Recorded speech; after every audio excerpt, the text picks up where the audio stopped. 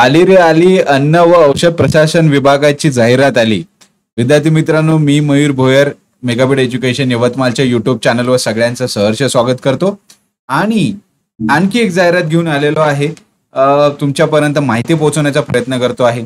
अन्न आणि औषध प्रशासन विभागाचे जागा निघालेल्या आहेत. ग्रुप बी आणि ग्रुप सी च्या, म्हणजे गट ब आणि गट क च्या. गट ब मध्ये 19 जागा आहेत, तर गट क मध्ये 37 जागा आहेत.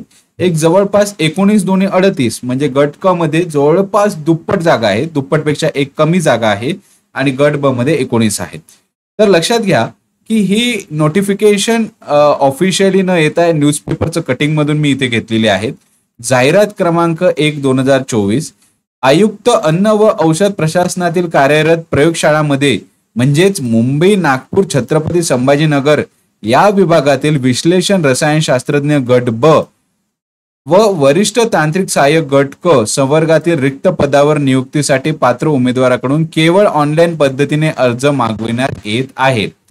तर सगळ्या विद्यार्थ्यांसाठी ही आनंदाची बातमी आहे की ह्या 2 प्रकारच्या ज्या जागा निघालेल्या आहेत त्याच्यासाठी ही नोटिफिकेशन आलेली आहे. मी तुम्हाला एज्युकेशनल क्वालिफिकेशन म्हणजे शैक्षणिक अर्हता सांगणार आहे, पण त्याच्या आधी थोडंसं आपण बघून घेऊया की जागा कशा प्रकारच्या आहे त्याचं एक विश्लेषण. तर बघा, जसं वरिष्ठ तांत्रिक सहाय्यक याच्यासाठी पदसंख्या कुठल्या आहेत, कशा आहेत ते बघूया. तर वरिष्ठ तांत्रिक सहाय्यक याच्या एकूण जे पद आहेत ते आहे 37 पद आहेत. त्यातले आरक्षित पद आहे 26 आणि अराखीव पदे जे आहेत ते आहेत तुमचे 11.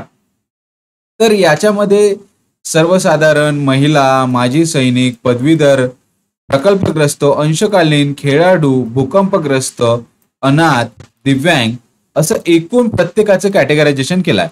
हालाकी अनाथसाठी इथे 0 जागा आहे आणि बरेच ठिकाणी प्रकल्पग्रस्त, खेळाडू आणि भूकंपग्रस्त याच्यासाठी ओपन कॅटेगरी मधूनच म्हणजे अराखीव पदातूनच यांनी जागा भरलेल्या आहेत. तर हे एकूण 11 ओपन कॅटेगरी आणि 26 एक आपलं कॅटेगरी बेस, म्हणजे एकूण अशा 37 वॅकन्सीज यांनी रिलीज केलेल्या आहेत.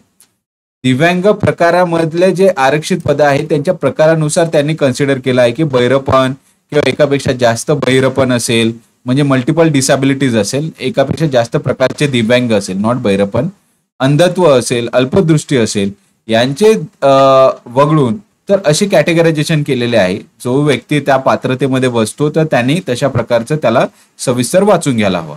ठीक आहे. तर हे झालं आपलं गट क च, म्हणजे कुठली पोस्ट होती, वरिष्ठ तांत्रिक सहाय्यक. आणि एक आहे विश्लेषण रसायन शास्त्रज्ञ, ही आहे तुमची गट ब ची पोस्ट आहे. आता याच्यामध्ये एकूण जागा बघा किती आहेत, 19 आहेत. यातले कॅटेगरी बेस 13 आणि ओपनची आहे 6. याच्यात पण सर्वसाधारण, महिला, खेळाडू, दिव्यांग अशा प्रकारचे एकूण 19 जागांचं कॅटेगरायझेशन केलेलं आहे. परत तीच माहिती आपल्याला खाली दिलेली आहे की दिव्यांगाच्या प्रकारानुसार आरक्षित पदे कशा प्रकारची आहेत.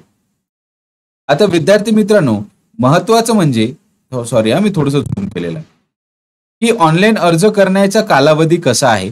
तर 23 सप्टेंबर 2024 रोजी 11 वाजल्यापासून, म्हणजे आज व्हिडिओ टाकतो आणि एक तत्पर तुम्हाला नोटिफिकेशन मिळते आहे, तर 22 ऑक्टोबर 2024 एक रात्री 12 पर्यंत ही ऑनलाईन अर्ज भरण्याची तारीख आहे. ऑनलाईन पद्धतीने जे फीज भरायची असते ते ऑफकोर्स 23 ऑक्टोबर 2024 म्हणजे 22 ऑक्टोबर पर्यंत ऑनलाईन फॉर्म भरा आणि त्याच्यानंतर एक दिवस पेअर दिलेला आहे की तुमचं जर फीज पे नाही झाली तर तुम्ही एक दिवस आणखी घेऊन फी पे करा.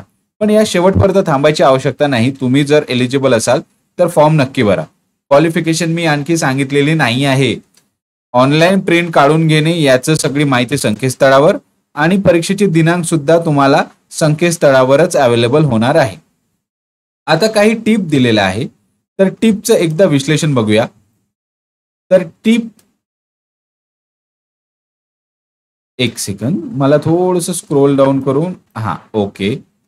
तर टिप मध्ये बघा, टिप मध्ये दिलेलं आहे हे जे खाली तुम्हाला दिसतंय की विश्लेषण रसायनशास्त्रज्ञ गट ब, अराजित पत्रित व वरिष्ठ तांत्रिक सहाय्यक गट क या 2 पदासाठी ऑनलाईन परीक्षा स्वतंत्र वेळापत्रकानुसार घेण्यात येतील.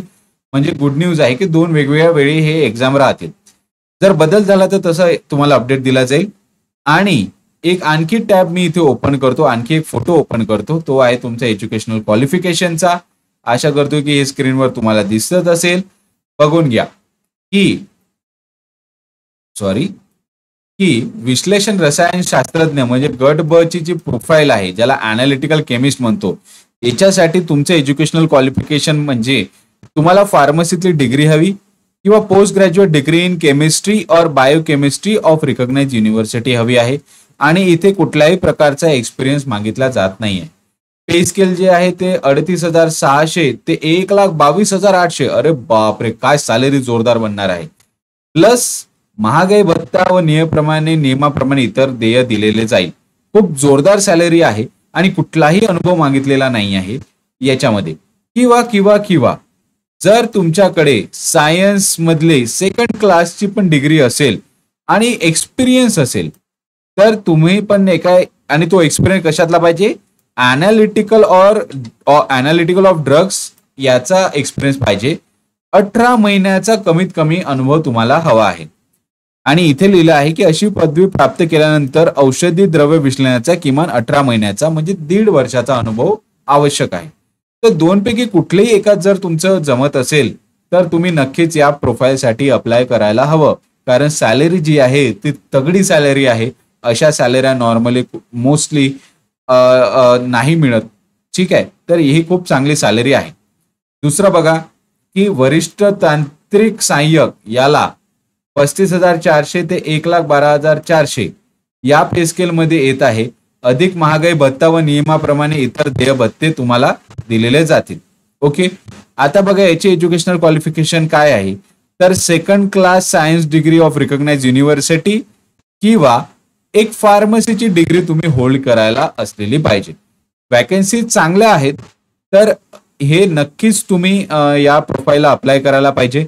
मी परत एक जेव्हा वेबसाईटवर सगळे नोटिफिकेशन येईल तर व्यवस्थित तुम्हाला अर्ज भरण्याचं जे काही आहे ते सांगणार आहे. तोपर्यंत तुम्ही चॅनलला सबस्क्राईब करा. अशा बऱ्याच वॅकन्सीज बद्दल मी डेली सांगत असतो. तर लाईक, कमेंट, शेअर करायला विसरू नका. तुमचे क्वेश्चन माझ्यासाठी एक मोटिवेशन आहे की तुम्हाला कळतंय नाही कळतंय हे बघण्याचं. तर धन्यवाद सगळ्या मित्रांनो. असंच आमचे चॅनलला व्हिजिट करत राहा आणि व्हिडिओज बघत राहा आणि सरकारी नोकरीचा नक्की लाभ घ्या. थँक्यू.